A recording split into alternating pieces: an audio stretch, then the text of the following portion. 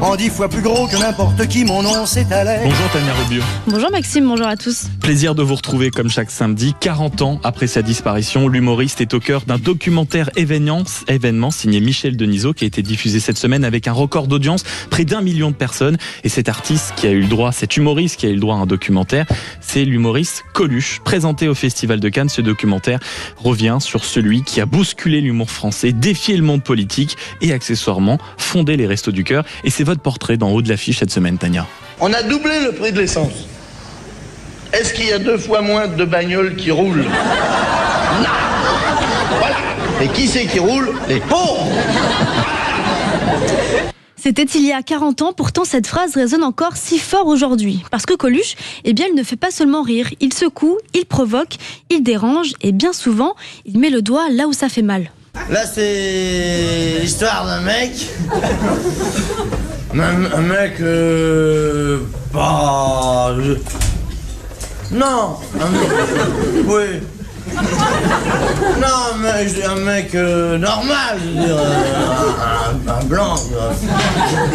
Bref, c'est l'histoire d'un mec avec ses pommettes rouges, sa salopette rayée et son nez de clown et son humour brut et provocateur.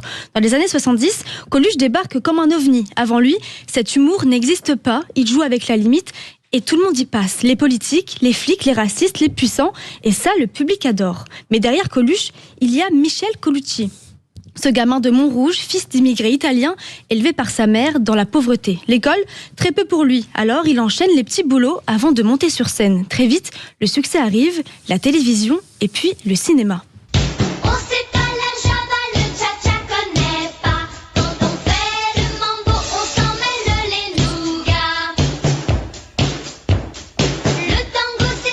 Avec le maître d'école où il enfile la blouse d'un instituteur malgré lui, l'aile ou la cuisse aux côtés de Louis de Funès, ou encore le mythique Ciao Pantin. Dans ce film, fini les blagues, il surprend tout le monde et décroche même le César du meilleur acteur. Mais Coluche adore aller là où on ne l'attend pas. Alors en 1980, il décide de s'attaquer à un autre monument français, la politique. Il se lance dans la course à l'Élysée, une candidature provoque, mais une idée en tête, secouer le système. Moi, ce que je voudrais, c'est qu'on remue la merde de manière à ce que c'est donc vraiment une histoire de merde, ma candidature. Je voudrais qu'on remue la merde et que l'odeur monte jusqu'au nez des mecs qui dirigent et qu'au lieu d'être tournés vers l'extérieur du pays, ils se tournent un peu vers l'intérieur et qu'ils disent qu'est-ce qu'il y a, qu'est-ce qui se passe, qu'est-ce qu'ils ont ceux-là. Ah merde, on leur prend tout leur pognon. Ah oui, il faudrait leur en laisser un peu. Au départ, tout le monde pensait à une blague, puis les sondages tombent. 16% d'intention de vote, juste derrière François Mitterrand.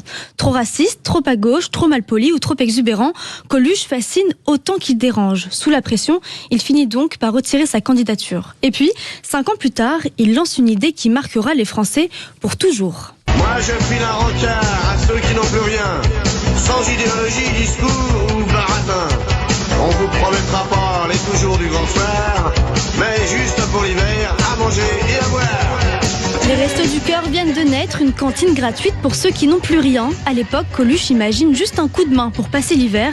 Derrière les blagues, les costumes et les provoques, beaucoup découvrent alors un homme profondément touché par la misère. Quelques mois plus tard pourtant, le 19 juin 1986, le destin le rattrape. Au guidon de sa Honda, sur une petite route de Provence, Coluche est percuté par un camion. Il n'a que 41 ans et il nous quitte. Les Français sont sidérés, mais l'une de ses plus belles idées lui survit. 40 ans plus tard, les restos sont toujours là et ces mots continuent de résonner parce que Coluche faisait rire, mais il faisait aussi réfléchir.